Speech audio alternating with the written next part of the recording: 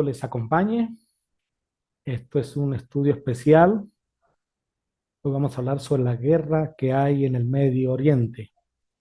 Como de todo es sabido, el pasado sábado 7 de octubre del año 2023, el grupo terrorista Hamas, que tiene su asentamiento en la Franja de Gaza, allá en la Palestina, lanzó un sorpresivo ataque por mar, tierra y aire contra Israel.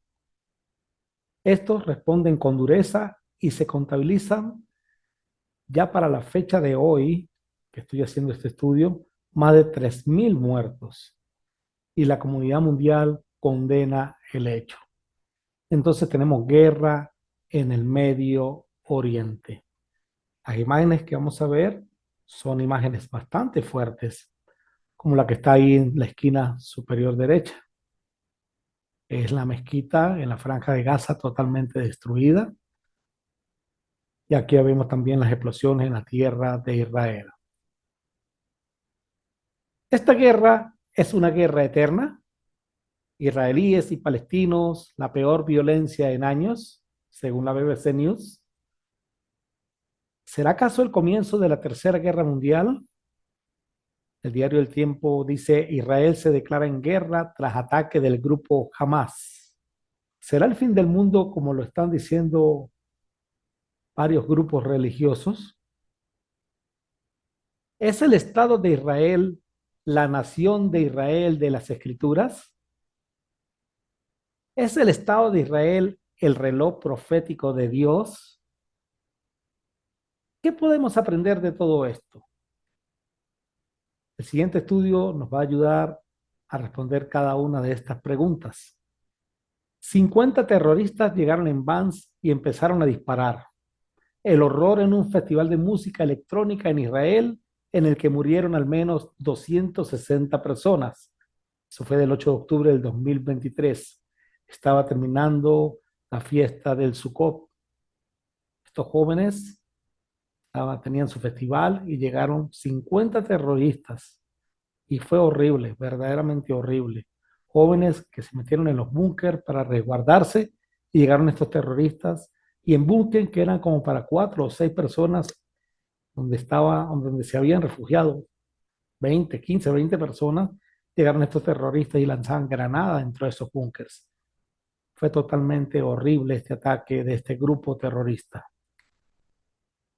En Gaza, barrios enteros fueron aplanados. Los niños gritaban toda la noche. En 20 años cubriendo Gaza es lo peor que he presenciado, escribió un periodista el 10 de octubre del año 2023. La respuesta de Israel fue inmediata. Comenzaron a bombardear la Franja de Gaza.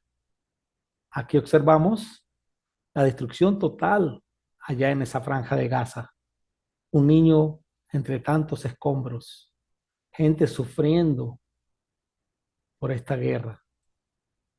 Al día de hoy van más de 3.000 muertos, más de 2.000 palestinos civiles y más de 1.000 soldados israelíes. Y aquí vamos a definir más tarde por qué digo israelíes y no dije soldados israelitas.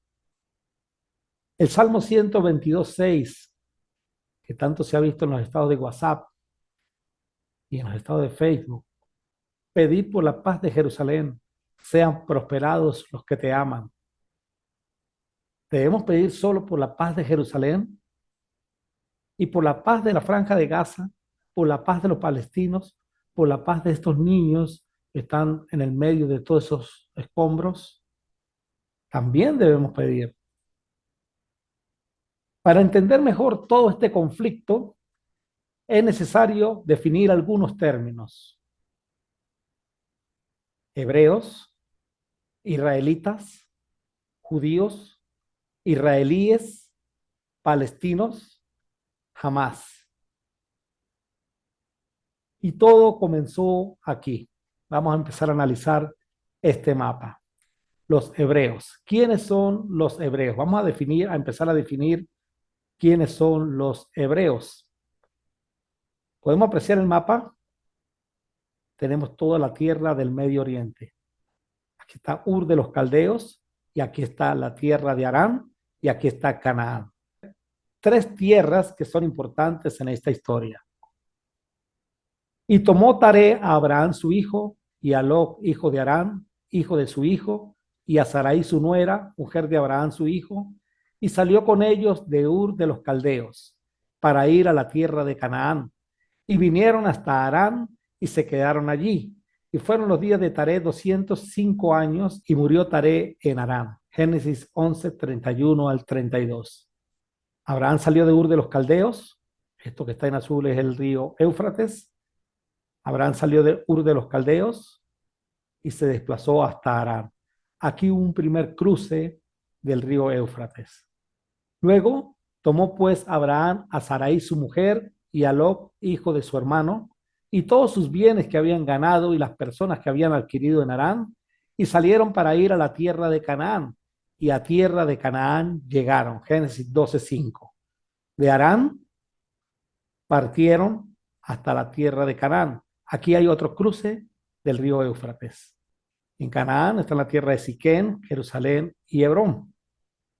La palabra hebreo, que es el primer término que estamos definiendo, viene de la palabra hebrea ibrit, que viene de Eber, que significa cruce al otro lado. Y en este caso, Abraham y su familia fueron conocidos como los que cruzaron el río. Por eso hice alusión a esos dos cruces del río Éufrates. ¿Quiénes son los hebreos? Son conocidos por hebreos los que cruzaron el río Éufrates y llegaron hasta la tierra de Siquén en Canaán. Ahora nos ubicamos, cerramos más nuestro mapa y nos ubicamos aquí en el Medio Oriente. Asiria, Siria, la península del Sinaí, Egipto, todo esto el río Nilo, el desierto arábigo y Canaán. En aquel día Jehová hizo un pacto con Abraham diciendo: a tu descendencia daré esta tierra, desde el río de Egipto hasta el río grande, el río Éufrates, la tierra de los ceneos, los ceneseos, los cadmoneos, los eteos, los fereceos, los refaitas, los amorreos, los cananeos, los gergeseos y los jebuseos. Génesis 15, 18 al 21. Entonces observamos nuevamente el mapa y vemos que la tierra que Dios le prometió a Abraham iba desde el río Nilo hasta el río Éufrates. Todo este territorio es parte de la tierra que Dios prometió a Abraham. Aproximadamente 100.000 kilómetros cuadrados. A veces cuando estudiamos la escritura pensamos que se trataba solamente de Canaán. No. La Biblia dice: a tu descendencia daré esta tierra desde el río de Egipto, el Nilo, hasta el río grande, el Éufrates. Toda la tierra. Y los cananeos pues habitaban Canaán, pero el resto de las tierras eran habitadas por estas tribus que mencioné anteriormente, que están en Génesis 15, 18 al 21, aproximadamente 100.000 kilómetros cuadrados. Abraham tuvo dos hijos, Ismael e Isaac. ¿Quién fue el primero en nacer? El primero en nacer fue Ismael. ¿Quién fue el primogénito? El primogénito fue Isaac. La elección de Dios no es por derecho, sino por misericordia. No siempre, y lo vamos a encontrar en varias oportunidades en las Escrituras, no siempre el primogénito es el primero. Ismael nació primero.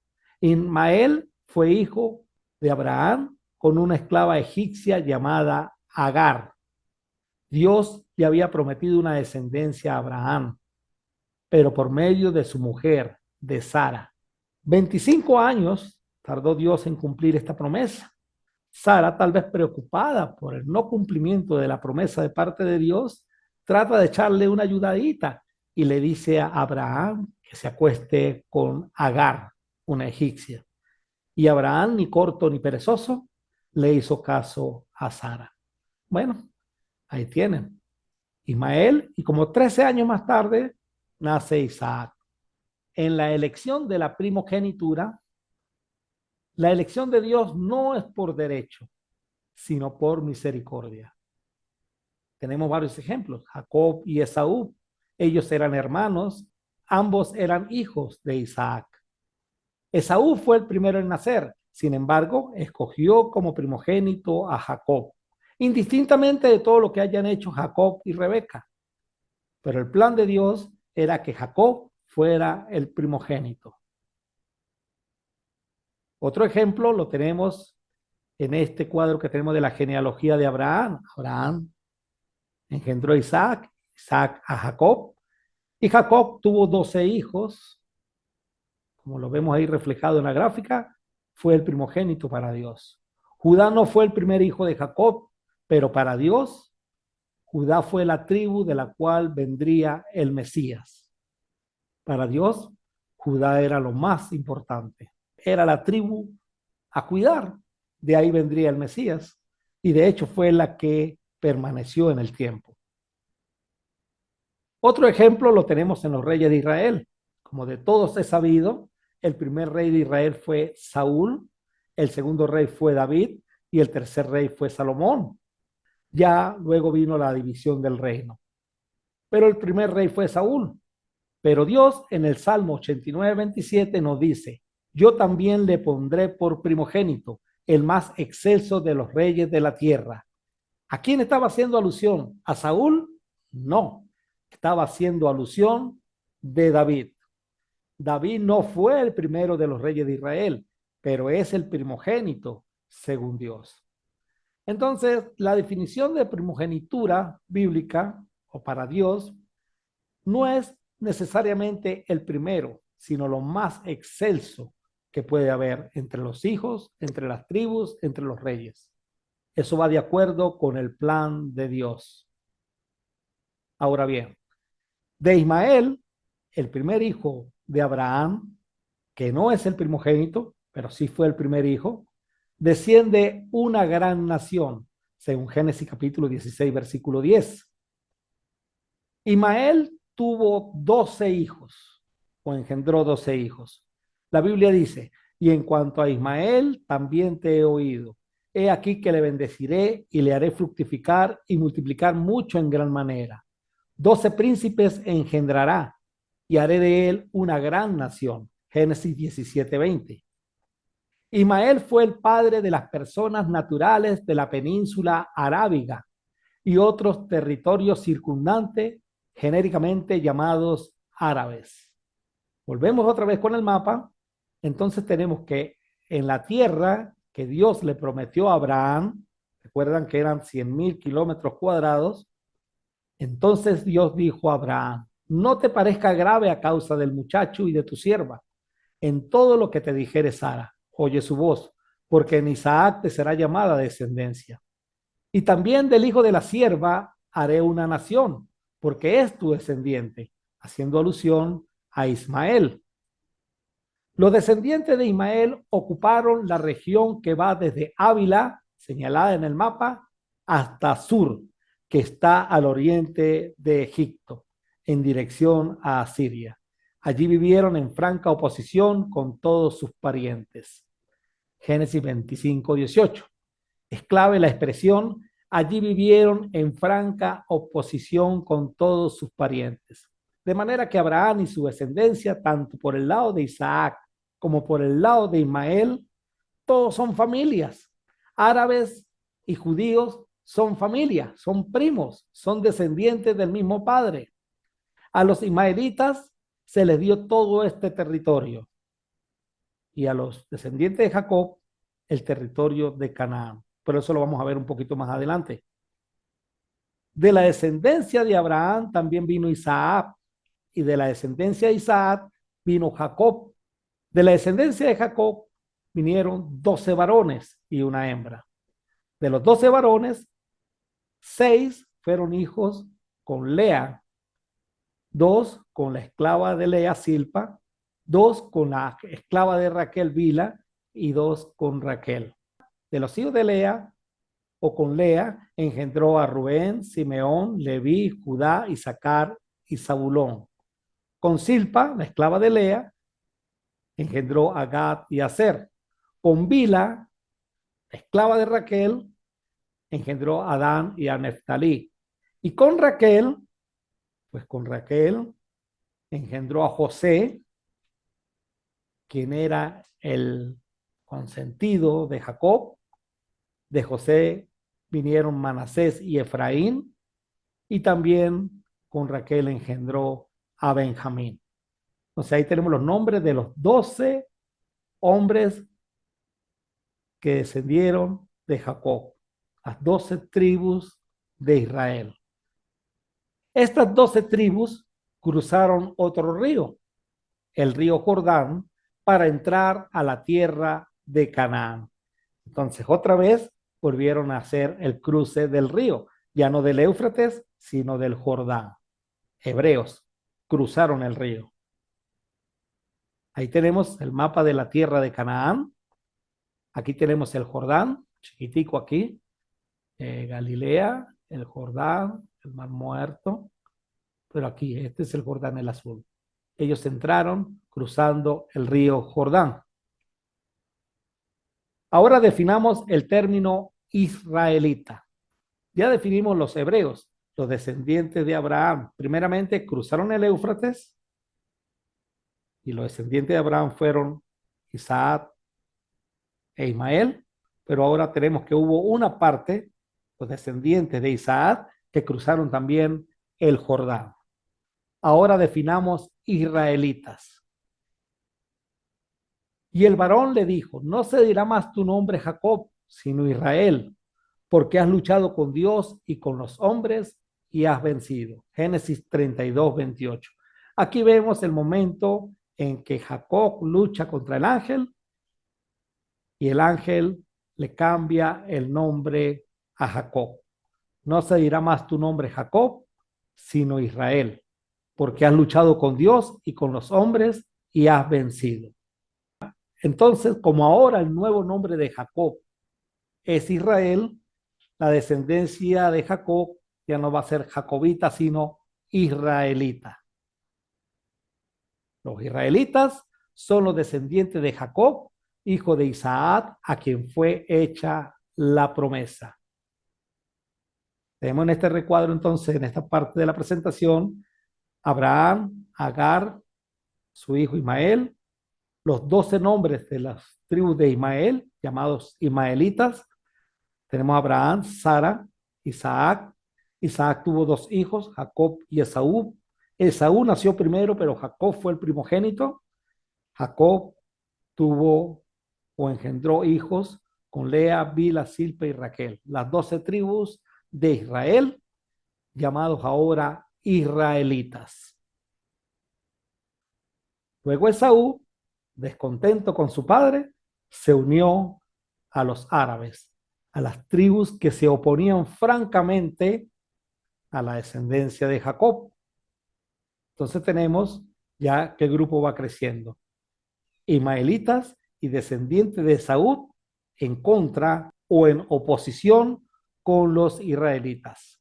Volvemos otra vez con el mapa y la zona que tenemos entre la elipse azul, Turquía, Siria, Irak e Irán actualmente, era considerado como el territorio de la Asiria bíblica. Tenemos Arabia, Arabia Saudita, tenemos Egipto y tenemos, vamos a seguir llamando a esto Canaán. Pero ya esto es más actualizado. ¿Pero por qué digo vamos a llamar a esto Canaán?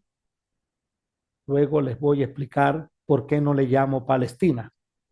En Canaán habitaron los israelitas, en Arabia habitaron los ismaelitas. Los descendientes de Ismael ocuparon la región que va desde Ávila hasta Sur, que está al oriente de Egipto, en dirección a Siria. Allí vivieron en franca oposición con todos sus parientes. Todo esto era la tierra prometida a Abraham. La región correspondiente a Arabia son aproximadamente 75,000 kilómetros cuadrados. Ese territorio lo ocuparon los ismaelitas. Pero como toda la tierra prometida a Abraham era de 100,000 kilómetros cuadrados, como lo dijimos hace un momento, los otros 25,000 kilómetros cuadrados correspondían a la tierra de Canaán. Entonces, piense, hermano, por un momento. A los ismaelitas le dieron 75,000 kilómetros cuadrados, a toda la descendencia árabe, a toda la descendencia de Saúl, a toda la descendencia ya del Medio Oriente que no eran israelitas, le dieron 75,000 kilómetros cuadrados.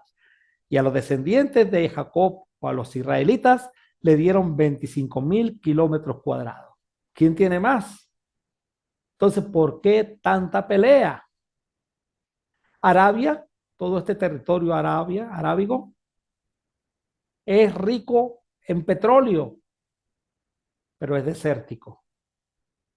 La tierra que fluye leche y miel es una tierra fértil y tiene al río Jordán, al lago de Galilea y al frente al mar Mediterráneo. Y donde hay agua, hay vida. Esto también tenían aquí al Golfo Pérsico. Y por el lado occidental, el río Nilo, en Egipto. Pero en el medio, aquí, todo es desértico completamente. Aquí en la tierra de Canaán, era tierra que fluye leche y miel, una tierra muy, muy fértil. Por eso es que es tan peleada esa tierra de Canaán. Ahora quiero que veamos un punto importante en este estudio y quiero que hablemos sobre la soberanía de Dios.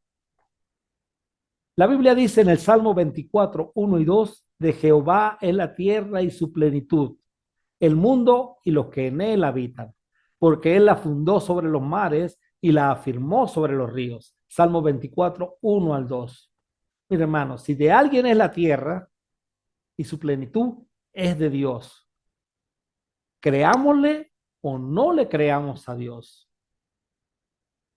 Hay mucha gente que no quiere creer en Dios, pues se le respeta, pero la tierra es creación de Dios. En el principio creó Dios los cielos y la tierra. Gústele a quien le guste. En el principio creó Dios los cielos y la tierra. Lo crean o no. Y los hechos, todos estos acontecimientos, de una u otra forma avalan lo que las escrituras dicen. Entonces, de Jehová la tierra y su plenitud, el mundo y lo que en él habitan, porque él la fundó sobre los mares y la firmó sobre los ríos. En Romanos capítulo 9, versículos 15 al 18, Dios le dijo a Moisés: tendré misericordia de quien yo quiera y mostraré compasión con quien yo quiera. Por lo tanto, es Dios quien decide tener misericordia. No depende de nuestro deseo ni de nuestro esfuerzo, pues las escrituras cuentan que Dios le dijo a Faraón: te he designado con el propósito específico de exhibir mi poder en ti y dar a conocer mi fama por toda la tierra.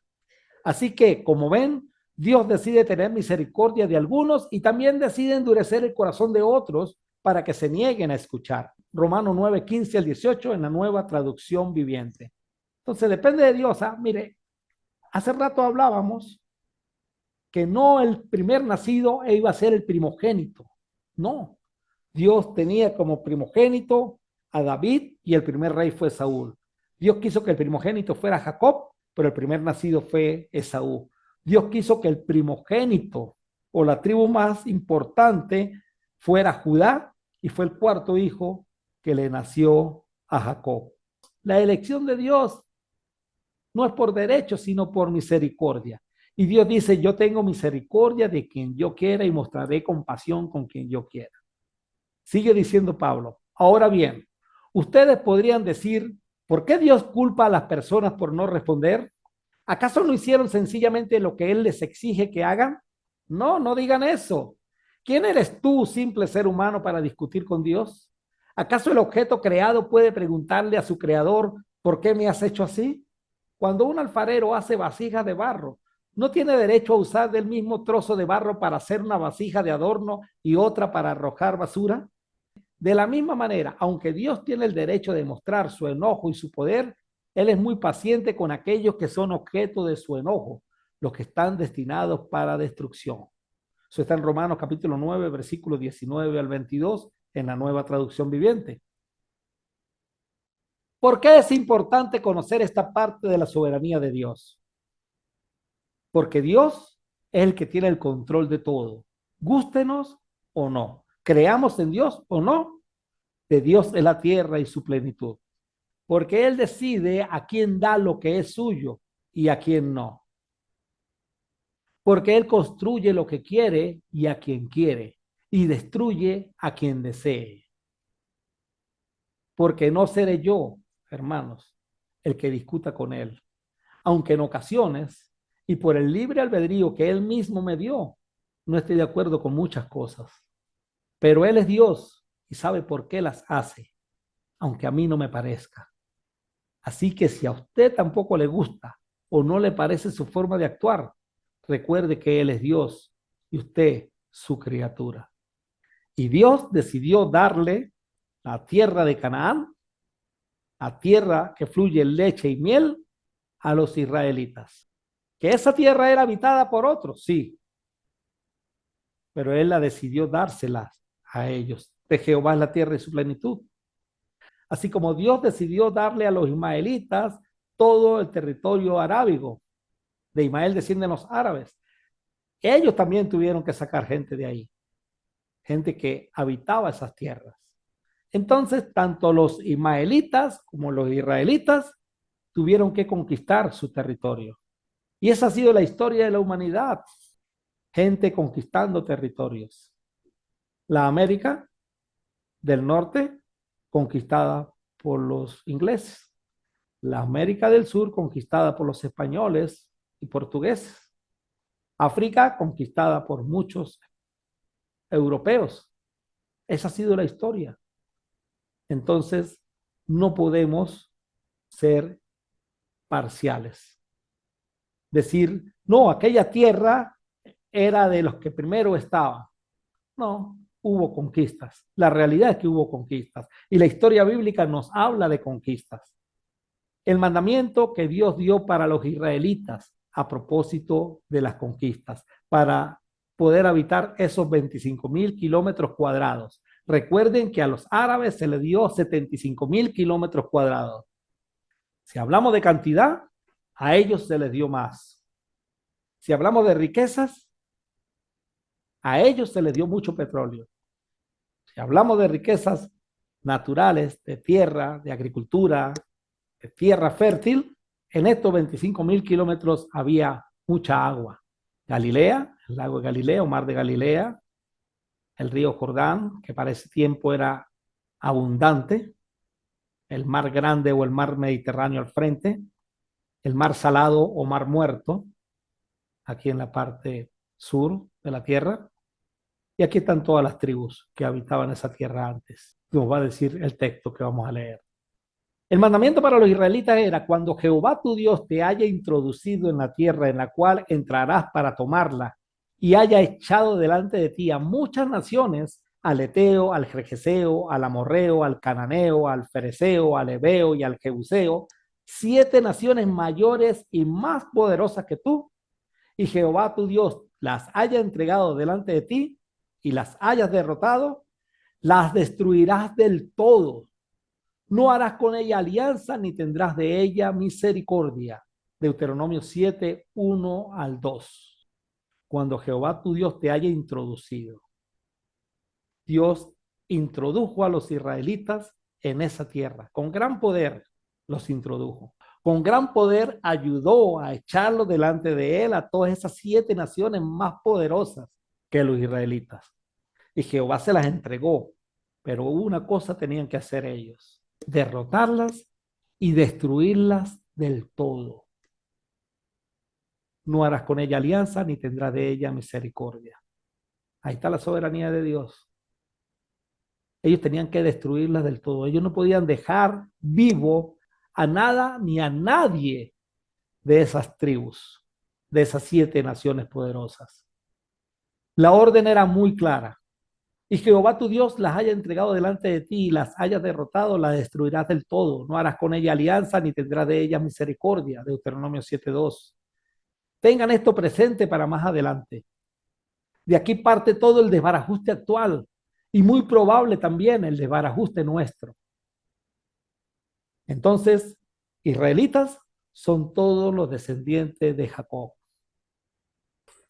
Cuando Pablo dice yo soy hebreo de hebreos, se está refiriendo a que él es de los descendientes del doble cruce, del río Éufrates y del río Jordán. Definamos ahora Judíos. ¿Quiénes son los judíos? Son los descendientes de la tribu de Judá. Jacob estableció 12 tribus, que fueron los 12 hijos varones. El cuarto hijo de Jacob era Judá. Entonces los judíos vienen de los descendientes de esa tribu, de los tribus de Judá. Los descendientes de Simeón no son judíos. Los descendientes de Rubén no son judíos. Los descendientes de Simeón, Gad y demás hijos de Jacob no son judíos. Los únicos que van a ser judíos son los descendientes de la tribu de Judá y los descendientes de la tribu de Benjamín, que fueron ambas tribus las que formaron parte del reino de Judá. Con el tiempo, Israel, las 12 tribus, se dividieron en dos reinos. 10 tribus para el norte y 2 tribus para el sur. Las 2 tribus que acabo de mencionar, Benjamín y Judá. De ahí vienen los judíos, del reino de Judá. El reino del norte, Israel, el reino del sur, Judá. Ambos reinos fueron llevados cautivos. El reino del norte fue llevado cautivo a Siria y el reino del sur fueron llevados cautivos a Babilonia. Al único que Dios le permitió regresar nuevamente a su tierra fue al reino del sur, a Judá. Sí, muchos del reino del norte regresaron a vivir en la tierra del norte, en la tierra de Israel. Y ahí donde surgen los samaritanos también. Pero al único que Dios le permitió regresar nuevamente con su linaje claro y puro fue al reino del sur, a Judá. Pero ya no como reino, ya ellos habían perdido esa tierra. Por su desobediencia, ellos perdieron derecho a la tierra. Esto es una realidad. Esto es una realidad. Los babilonios habían destruido toda esa tierra. Era tierra de nadie. Una de las sabidurías que Dios le dio a Jeremías fue comprar un pedazo de tierra para cuando regresaran tuvieran derecho a esa tierra. Entonces, parte de esa tierra tienen derecho ellos porque fue comprada. Un lote de terreno fue comprado por Jeremías. También debo indicarles lo siguiente. Cuando David escribe el Salmo 122:6, el reino aún estaba todo unido. No estaba dividido en Israel y Judá. El reino estaba todo unido. Y David estaba pidiéndole a sus coterráneos, a su gente, a la nación completa de Israel, que oraran por la paz de Jerusalén, porque David estaba en proceso de conquista. David conquistó la fortaleza de Sión y David compró el monte Moriah. David conquistó el monte de Sión, ahí la fortaleza de Sión donde vivían los jebuseos. Es una historia interesante, pero no puedo ahorita estudiar esa parte, solo mencionarla. Los jebuseos vivían en una ciudad fortalecida. David la conquistó. Pero Dios quería que el templo estuviese en el monte Moriah, donde Abraham había llevado a Isaac para sacrificarlo. Y el monte Moriah es un monte aledaño al monte de Sión. El monte Moriah, donde está el templo, no fue conquistado. En 2 Samuel capítulo 24 nos dice que luego del censo hecho por David, David quiso ofrecer holocausto a Dios y fue hasta donde Arauna el Jebuseo para que le permitiera hacer el sacrificio ahí. Justamente ahí quedaba el monte Moriah. Arauna le dice, en Crónica se conoce como Ornán, le dice, ahí tienes la leña, ahí tienes los bueyes, haz el sacrificio que tú quieras. Y David le dice una frase sumamente interesante. No le daré a Dios nada que no me cueste. No le sacrificaré a Dios nada que no me cueste. Y le compró el territorio, le compró la era a Arauna el Jebuseo. De manera que el monte Moriah, o donde David construyó el altar para ofrecer holocausto, es el mismo sitio, según los arqueólogos, donde Abraham iba a sacrificar a Isaac. Y es el mismo sitio donde posteriormente Salomón construyó el templo de Jerusalén. Y es el mismo sitio donde está la cúpula dorada hoy día. Cuando usted ve una foto de Jerusalén y usted ve una cúpula dorada, usted dice, ah, esa ciudad es Jerusalén. Pero irónicamente, la cúpula dorada pertenece a los de la religión islámica, a los descendientes de Ismael. Ese pedazo de tierra donde está la cúpula dorada, ahí estaba el templo de Jerusalén. Y ese terreno lo compró David. De manera que si ellos tienen derecho sobre Jerusalén, porque Jeremías compró un lote de tierra, tienen derecho al sitio donde está la cúpula dorada, porque David compró ese terreno. Pero el derecho no es por conquista, sino por compra del terreno. Pero lamentablemente, por desobedientes, ellos perdieron absolutamente todo. Primeramente, cuando los babilonios, cuando Nabucodonosor invadió a Judá, saquearon templo, destruyeron la ciudad, que luego Nehemías reconstruyó. Esa historia también es sumamente interesante. Cuando Ciro les permitió regresar a Jerusalén, Zorobabel construyó el altar. Tuvieron bastantes problemas para seguir reconstruyendo el templo por los mismos samaritanos. Y 100 años más tarde, con el regreso de Nehemías, es que logran reconstruir los muros de Jerusalén y la ciudad, aunque ellos habían construido parte de sus casas artesonadas, como dice el libro de Ageo. Pero no me puedo imaginar unas casas de lujo con las calles todas llenas de escombros. Esa es la Jerusalén que ellos perdieron. Y lograron restaurar, pero luego nuevamente por desobediencia vinieron los griegos, el tiempo de los macabeos, el tiempo de Roma, y volvieron a perder la ciudad y el templo fue destruido completamente. Y en el año 70 después de Cristo, la ciudad de Jerusalén fue también destruida. Entonces eso es parte de la historia. Ellos perdieron ese derecho a la tierra por su desobediencia. Todas las profecías que señalan hacia la recuperación de su tierra por su misma desobediencia no se dieron y lamentablemente ni se darán. Porque la historia bíblica nos cuenta que Cristo va a venir a buscar a su iglesia, no a establecer un reino en Israel. Y eso yo les invito a que vean la lección que preparé sobre cuando Jesús se sienta en el trono, en este mismo canal de YouTube. Cristo no va a venir a reinar en Jerusalén. Eso del tercer templo construido en el mismo sitio donde está la cúpula dorada, imagínense, para que los musulmanes suelten eso. Y alguien podrá decir, no, solo Dios puede hacer esa proeza. Claro que Dios puede hacer esa proeza. Así como tuvo la proeza de darle a esta gente toda esa tierra. Así como tuvo la proeza de crear todo este planeta. Pero no es el plan de Dios. No lo es. Cuando observamos profecías en el Antiguo Testamento que señalan un regreso a Jerusalén, es precisamente o cuando ellos estaban en Babilonia, que Dios les prometió que iban a regresar nuevamente a Jerusalén. Y de hecho cumplió, pero por su desobediencia volvieron a perder.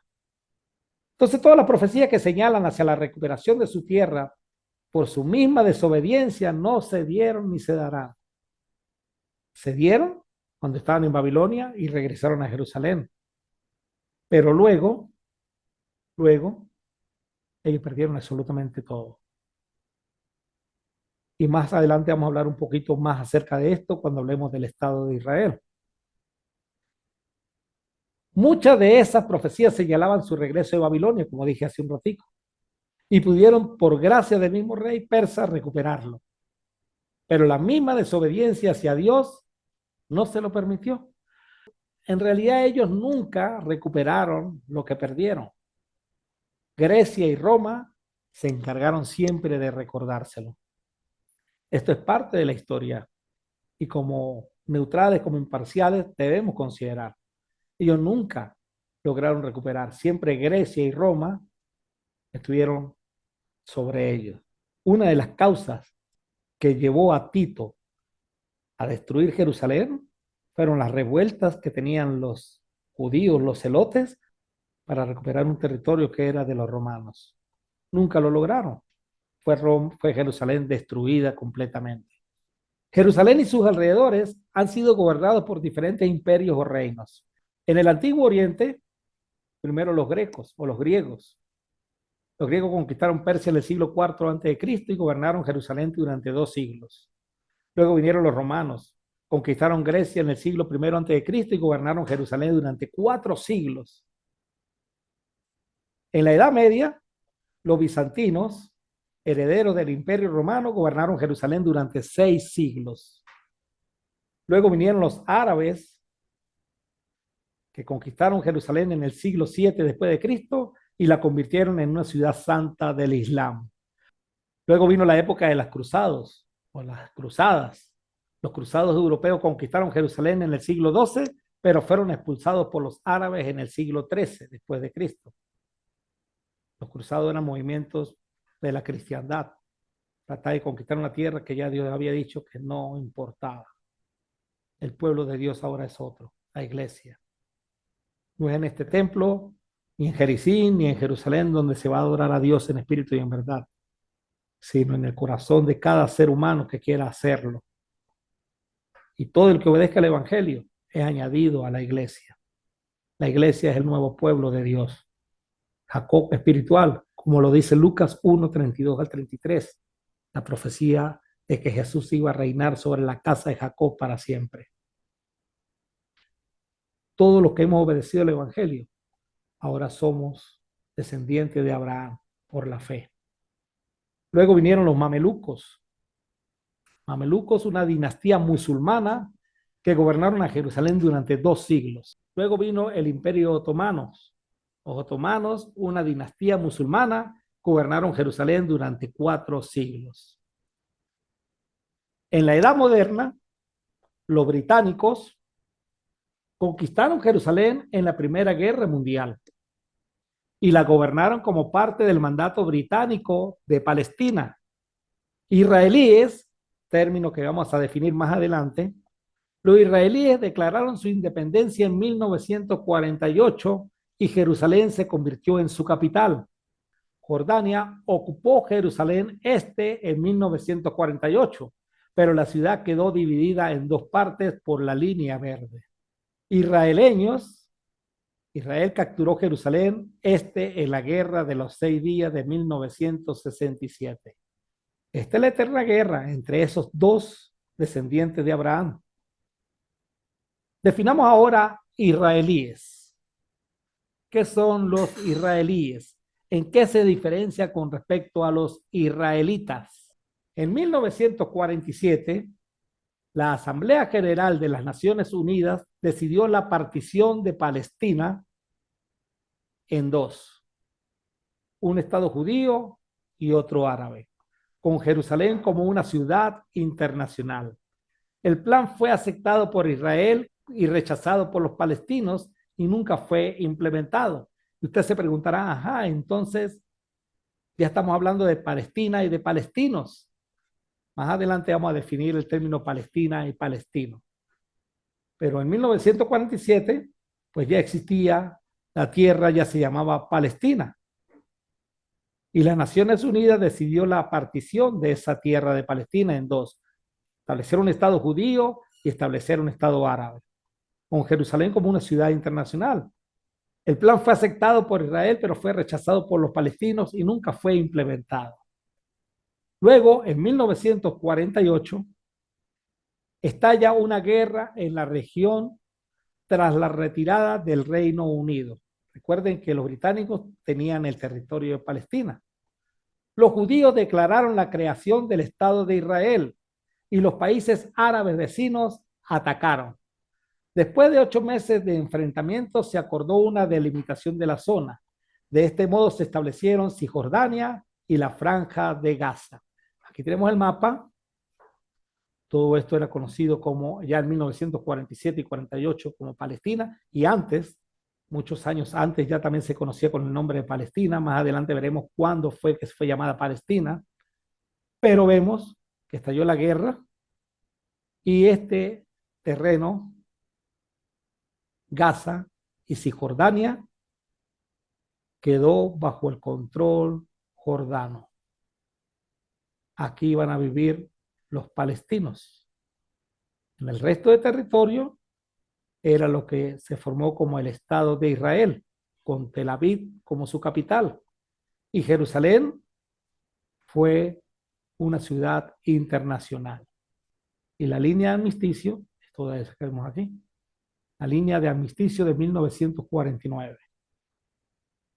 Luego, al pasar los años, estamos hablando ya de 1967, vino la Guerra de los 6 días. Fue un conflicto militar entre Israel y una coalición de países árabes que duró del 5 al 10 de junio de 1967. La coalición de países árabes decidieron ir en contra del Estado de Israel, en contra de los israelíes, no en contra de los israelitas, en contra de los israelíes, para conquistar nuevamente el territorio de los cuales ellos se habían apoderado. La guerra terminó con una victoria decisiva de Israel, del Estado de Israel, que conquistó Cisjordania, conquistó Jerusalén Este, la Franja de Gaza, la península del Sinaí y los altos de Golán. Como decimos, los árabes fueron por lana y salieron trasquilados. Fueron a conquistar territorio y salieron ellos perdiendo. Y territorio de ellos fueron conquistados por el Estado de Israel.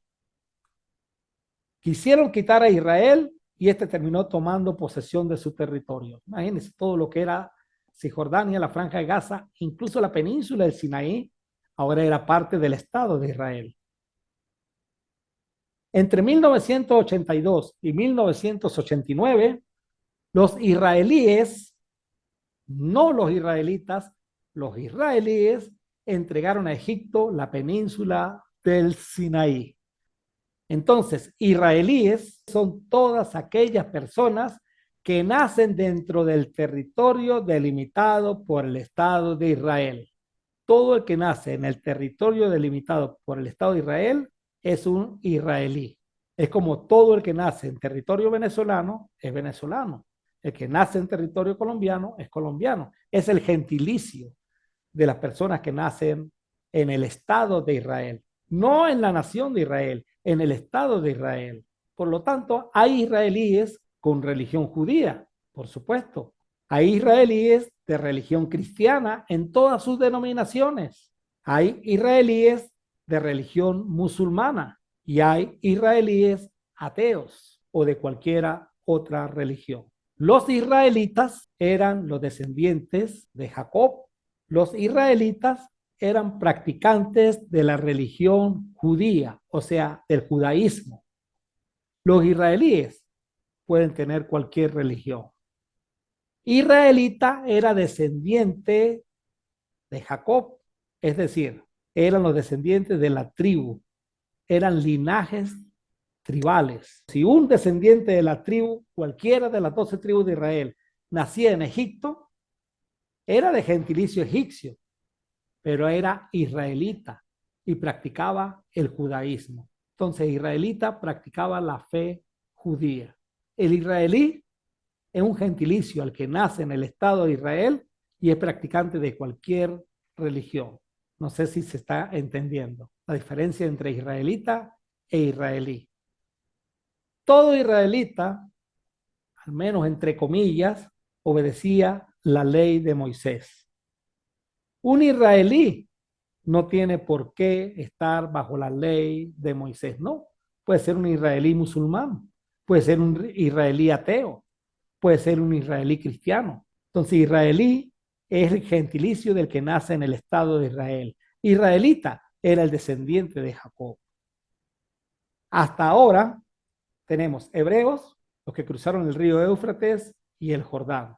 Los descendientes de Jacob eran hebreos de hebreos, como dice el apóstol Pablo en Filipenses. Cruzaron 3 veces 2 ríos. 2 veces el Éufrates y 1 vez el Jordán. Los israelitas eran los descendientes de Jacob, el hijo de Isaac. Los judíos eran los descendientes de Judá, uno de los hijos de Jacob, aquellos que regresaron a Jerusalén, pero por su desobediencia la tierra ya no era de ellos. Estos eran practicantes de la religión judía. Un judío puede ser alemán, pero sus hijos, si se mantienen en la religión judía, siempre van a ser judíos. Entonces, el término judío no es un gentilicio. El término judío es parte de un linaje, de una descendencia. El término israelí sí es un gentilicio. Es el gentilicio para aquellos que nacen en el Estado de Israel de cualquier creencia. Ahora definamos el término palestino. ¿De dónde sale el término palestino? La tierra de Palestina tiene 2 historias sumamente interesantes. En el año 135 después de Cristo, Adriano, el emperador romano, renombró la provincia romana de Judea como Siria Palestina. Esta nueva provincia incluía a Jerusalén y otras ciudades que anteriormente habían sido parte de Judea. El cambio de nombre se realizó en un intento de borrar la identidad judía de la región, después de la represión de la revuelta de Bar Kokhba. Sin embargo, el término Palestina nunca se usó para referirse específicamente a Jerusalén. Por eso es que antes del 135, esta tierra no se conocía con el nombre de Palestina. Jesús no era palestino, porque Palestina no se llamaba la tierra. Si la tierra se hubiese llamado para aquel entonces Palestina, entonces, o hubiese existido un país llamado Palestina, entonces todos los que nacían ahí tenían el gentilicio de palestino. Pero en la época en que nació Jesús, no se llamaba Palestina. Se llamó Palestina, fue a partir del año 135 después de Cristo. Y esto es interesante, hermanos, porque hay gente que dice que Jesús fue palestino. Y mucha gente se burla de los que dicen que Jesús fue palestino. Pero nosotros cantamos un himno que dice, tierra bendita y divina era la Palestina donde nació Jesús.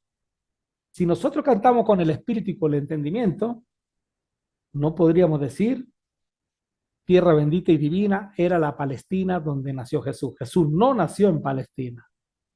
Jesús nació en Belén de Judá. Para ese tiempo, esa tierra no se llamaba Palestina. Se empezó a llamar Palestina a partir del año 135 después de Cristo. Según como vimos, el emperador Adriano en el año 135 renombró la provincia romana de Judea como Siria Palestina. Esta nueva provincia incluía a Jerusalén y otras ciudades que anteriormente habían sido parte de Judea. Ahora bien, hay una segunda explicación y esta explicación es muy interesante acerca del origen de los palestinos. Según algunos estudiosos, el término Palestina se usaba para referirse a la región que habitaban los cananeos y no específicamente a Jerusalén, sino a la parte de la costa que habitaban los cananeos. Los palestinos, según los estudiosos, eran descendientes de los filisteos. Toda esta parte era filistea. Vivían en la costa del mar Mediterráneo. Jerusalén quedaba para acá, pero ellos vivían en esta parte de la costa del mar Mediterráneo. En Jerusalén estaban los jebuseos, pero en esta parte estaban los cananeos, entre ellos los filisteos. Los palestinos eran descendientes de los filisteos, quienes habitaban cerca de la costa del mar Mediterráneo, muy cerca de Gaza. O sea que según esto, los filisteos vivían en Gaza, en lo que hoy se conoce como la Franja de Gaza. Ahí vivían ellos. Los palestinos, si son descendientes de los filisteos, los palestinos sí vivían entonces en la Franja de Gaza. Es una realidad. Pero Dios les había dado a ellos un mandamiento muy claro. Vamos a recordarlo. Cuando Jehová tu Dios te haya introducido en la tierra en la cual entrarás para tomarla y haya echado delante de ti a muchas naciones, al Eteo, al Jerjeseo, al Amorreo, al Cananeo, al Fereceo, al Heveo y al Jebuseo, 7 naciones mayores y más poderosas que tú, y Jehová tu Dios las haya entregado delante de ti y las hayas derrotado, las destruirás del todo. No harás con ellas alianza ni tendrás de ellas misericordia.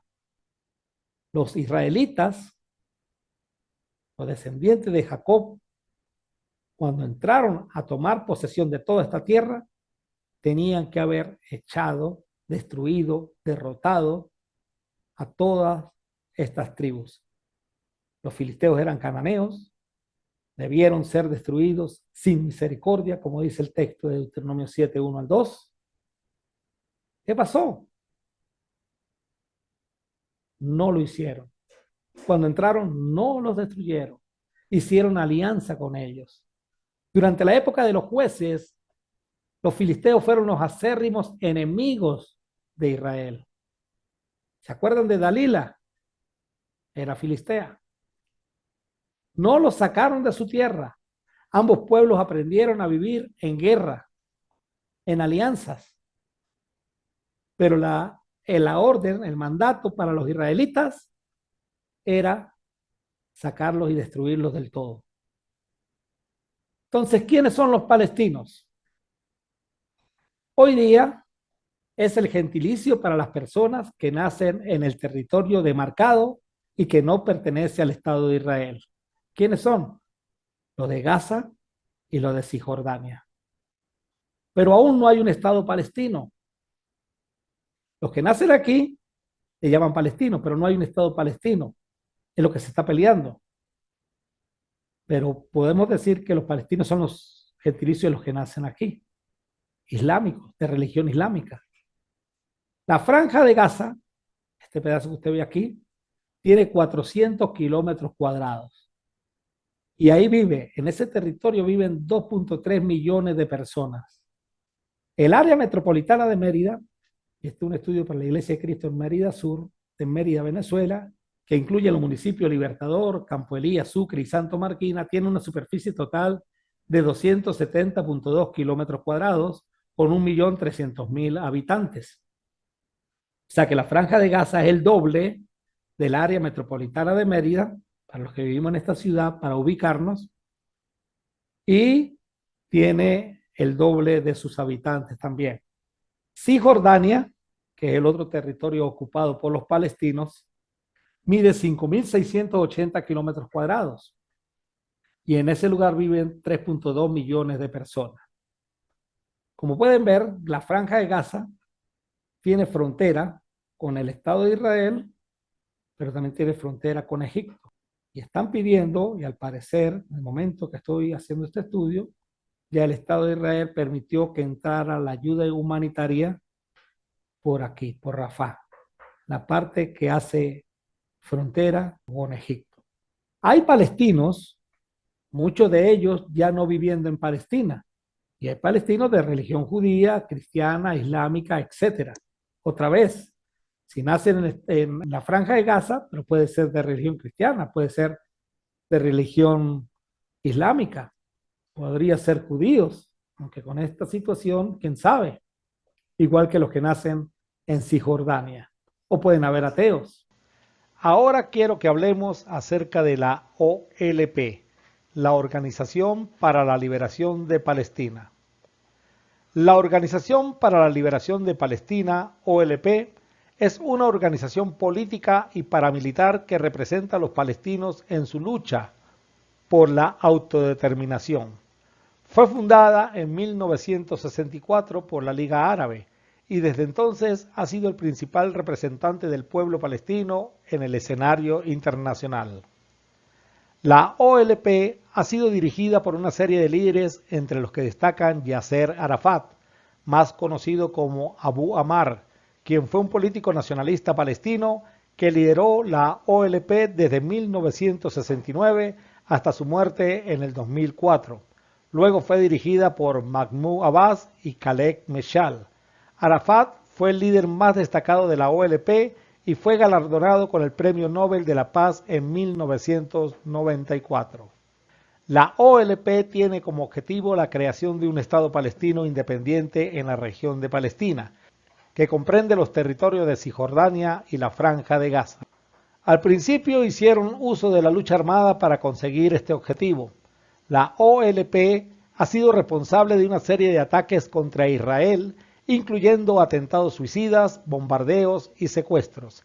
Estos ataques han provocado la muerte de cientos de israelíes.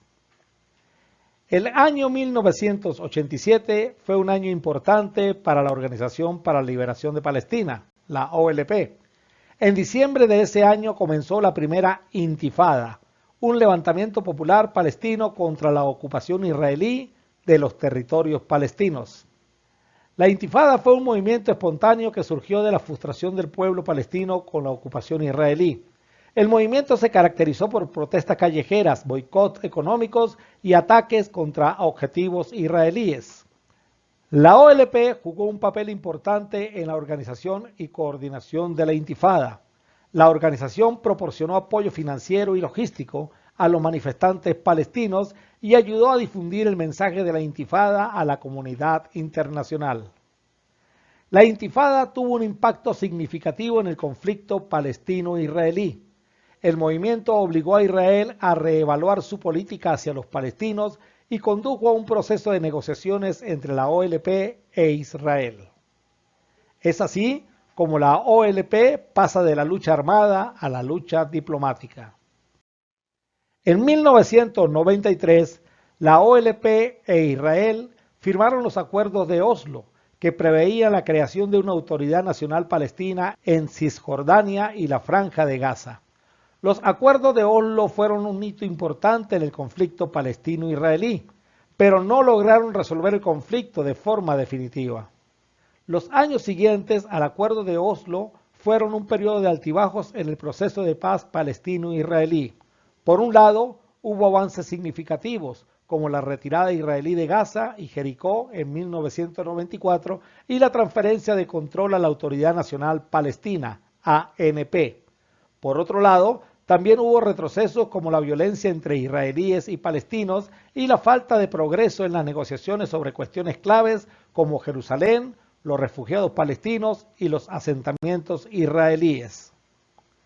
No todos los palestinos que habitaban la Franja de Gaza estuvieron de acuerdo con estas negociaciones diplomáticas, por lo que surgieron células yihadistas. El término yihadista se utiliza para referirse a una persona que cree en la yihad, que es un concepto religioso islámico que significa esfuerzo o lucha. En el contexto del yihadismo, la yihad se interpreta como una lucha militar contra los enemigos del Islam. Los yihadistas suelen ser miembros de organizaciones islamistas radicales que utilizan la violencia para lograr sus objetivos. Estos objetivos incluyen la creación de un Estado islámico, la expulsión de los no musulmanes de los territorios musulmanes o la venganza contra los países occidentales que apoyan a Israel. Algunos grupos yihadistas son Al-Qaeda, el Estado Islámico, ISIS, Boko Haram, Al-Shabaab, Lashkar-e-Taiba, Hamas. Luego, el 28 de septiembre del año 2000, comenzó lo que se conoció como la Segunda Intifada, también conocida como Intifada de Al-Aqsa. Fue un levantamiento palestino contra la ocupación israelí de los territorios palestinos. La Intifada comenzó después de que el líder del Likud, Ariel Sharon, hiciera una visita al Monte del Templo, un lugar sagrado para judíos y musulmanes. Ariel Sharon fue el primer ministro de Israel. ¿Qué es el Likud? Es un partido político de derecha de Israel cuyos objetivos son mantener la integridad territorial de Israel, oponerse a la creación de un Estado palestino independiente, expandir los asentamientos judíos en los territorios palestinos, promover el nacionalismo israelí. El primer ministro actual, Netanyahu, es de este partido político. La Segunda Intifada se caracterizó por una serie de ataques contra objetivos israelíes, tanto civiles como militares. Los palestinos utilizaron una variedad de métodos violentos, incluyendo atentados suicidas, ataques con cohetes y tiroteos. Israel respondió con una serie de operaciones militares que causaron la muerte de miles de palestinos. La segunda intifada duró hasta el año 2005 y causó la muerte de más de 5.000 palestinos y más de 1.000 israelíes. La intifada tuvo un impacto significativo en el conflicto palestino-israelí y dejó un legado de violencia y desconfianza entre las dos partes. Entre las consecuencias más destacadas de la segunda intifada se encuentran el aumento de la violencia entre israelíes y palestinos, el aislamiento de la Franja de Gaza, el fortalecimiento de los grupos extremistas palestinos y la pérdida de la confianza entre las dos partes. La segunda intifada terminó oficialmente el 24 de febrero de 2005, después de que Israel retirara su ejército y colonos de Gaza. Sin embargo, la violencia continuó en la Franja de Gaza, controlada por el grupo islamista Hamas. En el año 2007, Hamas tomó el control de la Franja de Gaza, mientras que la Autoridad Nacional Palestina, ANP, mantuvo el control de Cisjordania. La división entre Hamas y la ANP ha dificultado el progreso en el proceso de paz. De esta manera, llegamos a Hamas. Ahora, ¿quién es Hamas? Hamas es un acrónimo de Harakat al-Muqawama al-Islamiyya. Es una organización política y paramilitar palestina que se declara nacionalista e islamista. Hamas fue fundada en 1987 durante la primera intifada o levantamiento contra la ocupación israelí de Cisjordania y la Franja de Gaza. Hamas es el movimiento político y militar más grande de Gaza y controla la franja desde el 2007. El grupo ha sido designado como organización terrorista por Israel, Estados Unidos, la Nación Europea, Reino Unido y otras potencias. Y aún los palestinos mismos que viven dentro de la franja de Gaza no están de acuerdo con el movimiento político y militar llamado Hamas. Los objetivos de Hamas incluyen la destrucción del Estado de Israel y la creación de un Estado palestino independiente en toda la Palestina histórica. El grupo también se ha comprometido a promover la ley islámica en Palestina. En junio de 1967, recordemos que hubo la Guerra de los 6 días, una coalición de países árabes atacaron al Estado de Israel para apoderarse de sus tierras. La guerra terminó con una victoria decisiva de Israel, del Estado de Israel, que conquistó Cisjordania, Jerusalén Este, la Franja de Gaza, la península del Sinaí y los altos del Golán. Fue una guerra entre países. La coalición de países árabes fueron a conquistar tierra y salieron conquistados, perdieron territorio. Luego Israel, el Estado de Israel devolvió la península del Sinaí. En octubre del 2023, Hamas, una célula terrorista, no un país, ataca a un país, a un Estado, al Estado de Israel, con el mismo propósito con el que atacaron la coalición de países árabes en 1967. El primer ministro israelí, Netanyahu, le declaró la guerra y el resultado es muy probable que sea Israel conquistando nuevamente a Gaza. La guerra hoy día es entre el Estado de Israel, no la descendencia de Jacob, no es la nación de Israel, es el Estado de Israel contra una célula terrorista por unas tierras que serán destruidas cuando Jesús venga por segunda vez, como lo dice el apóstol Pedro en su segunda carta en el capítulo 3, que hasta el más mínimo elemento va a ser fundido. Todo va a desaparecer. Todas esas conquistas de tierras físicas por lo que están luchando, eso va a desaparecer. Muchos denominacionalistas están orando porque piensan que Cristo va a venir a establecer en Jerusalén un reino físico, pero no es así. Cuando Dios le dijo a la descendencia de Jacob, a los israelitas, que entraran a la tierra que él le había dado a Abraham, a Canaán, y la conquistaran, era porque el plan de Dios era hacer de ese pueblo una nación grande. De entre todos los pueblos de la tierra, que la nación de Israel fuera la que adorara a Dios, los que presentaran la adoración a Dios. El plan era en Éxodo 19 hacerlos a todos sacerdotes, un reino santo. Luego, vemos cómo por la misma desobediencia del hombre, ya fue una sola tribu de las 12 la que se encargó del sacerdocio, la tribu de Leví, y la tribu de Judá del linaje real. Luego viene Cristo, y por medio de la obediencia al Evangelio, todos los pueblos del mundo, judíos, griegos, árabes, todos, por medio de la obediencia al Evangelio, podemos llegar a ser pueblo de Dios. La casa de Jacob espiritual, la descendencia de Abraham, los que son de la fe. Una vez la mujer samaritana le dijo a Jesús, nosotros oramos en este monte, en el monte Gerizim, y ustedes adoran en Jerusalén. Y Cristo le dijo, llegará el momento en que ni en este monte ni en aquel, sino la adoración va a ser en espíritu y en verdad. No necesitamos de una tierra, no necesitamos de un templo, no necesitamos orar para que Israel gane y Jerusalén quede libre y venga Dios a establecer su reino. No necesitamos de eso.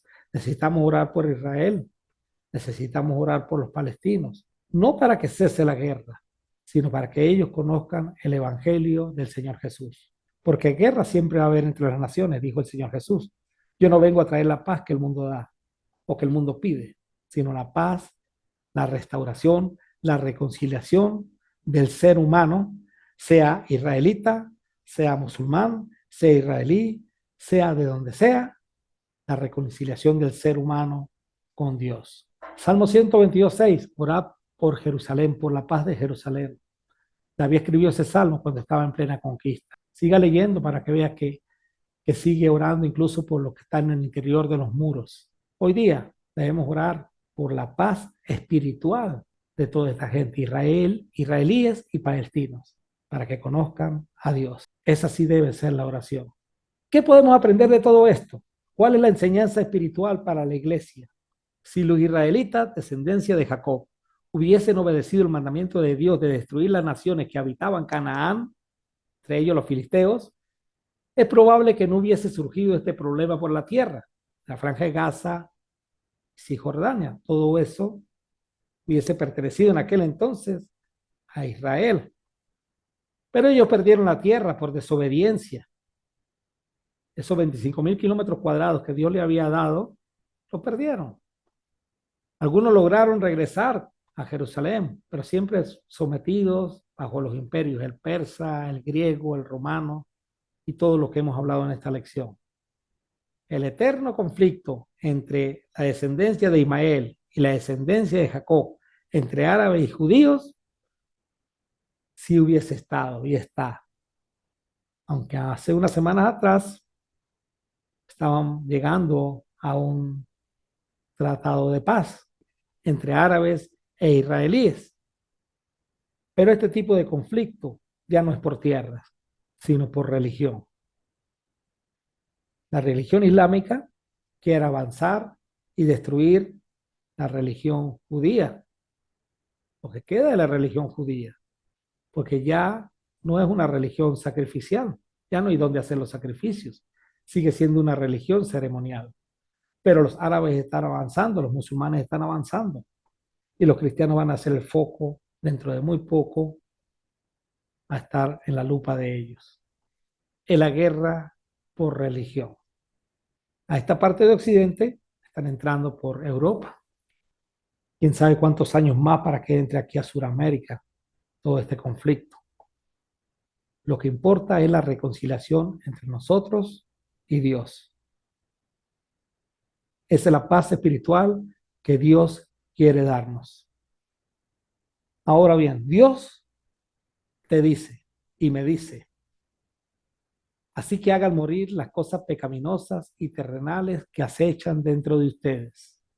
No tengan nada que ver con la inmoralidad sexual, la impureza, las bajas pasiones y los malos deseos. No sean avaros, pues la persona avara es idólatra, porque adora las cosas de este mundo. ¿Qué tiene que ver este texto con lo que hemos estado estudiando? Pues que si nosotros no hacemos morir las cosas que nos apartan de Dios, nos va a pasar lo que le está pasando o lo que le pasó a todos los israelitas y lo que le está pasando a los israelíes. Van a haber células terroristas dentro de nosotros que nos van a apartar de Dios. Así que destruyamos Hagamos morir las cosas pecaminosas y terrenales que acechan dentro de ustedes. No tengan nada que ver con la inmoralidad sexual, la impureza, las bajas pasiones y los malos deseos. No sean avaros, pues la persona avara es idólatra porque adora las cosas de este mundo. A causa de esos pecados viene la furia de Dios. Ustedes solían hacer estas cosas cuando su vida aún formaba parte de este mundo. Colosenses 3, 5 al 7. Pero ahora es el momento de eliminar el enojo, la furia, el comportamiento malicioso, la calumnia y el lenguaje sucio. No se mientan unos a otros porque ustedes ya se han quitado la vieja naturaleza pecaminosa y todos sus actos perversos. Vístanse con la nueva naturaleza y se renovarán a medida que aprendan a conocer a su Creador y se parezcan más a Él. En esta vida nueva, no importa si uno es judío o gentil, si está o no circuncidado, si es inculto, incivilizado, esclavo o libre, Cristo es lo único que importa y Él vive en todos nosotros. Colosenses 3, 8 al 11, en la nueva traducción viviente. Dado que Dios los eligió para que sean su pueblo santo y amado por Él, ustedes tienen que vestirse de tierna compasión, bondad, humildad, gentileza y paciencia. Sean comprensivos con las faltas de los demás y perdonen a todo el que los ofenda. Recuerden que el Señor los perdonó a ustedes, así que ustedes deben perdonarse unos a otros. Colosenses 3, 12 al 13. ¿Hay algún cananeo espiritual rondando dentro de tu territorio? Destrúyalo, hermano. O sus células terroristas te destruirán a ti. Debemos orar porque a esas naciones les llegue el evangelio de Cristo. El Estado de Israel no es la nación bíblica de Israel. El Estado de Israel no es el pueblo de Dios. El pueblo de Dios es la iglesia, la casa de Jacob espiritual sobre la que reina Cristo. Lucas 1:33. Dios quiere el evangelio llegue a muchas personas que viven en el Estado de Israel. Dios quiere y le dé mucha sabiduría a la iglesia que está en Jerusalén para que prediquen el evangelio y muchos de esos israelíes se conviertan al Israel espiritual, se conviertan en cristianos. Puede usted leer Romanos capítulo 9. En el estudio de la parábola del sembrador, también está aquí en YouTube, la semilla que cayó entre espinos creció, pero fue ahogada por estos. Israel fue ahogada porque por su desobediencia a Dios permitió que los enemigos siguieran con vida. Mata a todos esos espinos que leímos en la lista anterior que te pueden estar ahogando. Que Dios te bendiga. Y por allá en el Medio Oriente hay una guerra física. Tú estás luchando una guerra espiritual, pero que no es contra carne ni sangre, sino contra huestes espirituales de maldad. Que Dios me les continúe bendiciendo, hermanos, y gracias por estar siempre pendientes de los estudios que subo a YouTube. Dios les bendiga.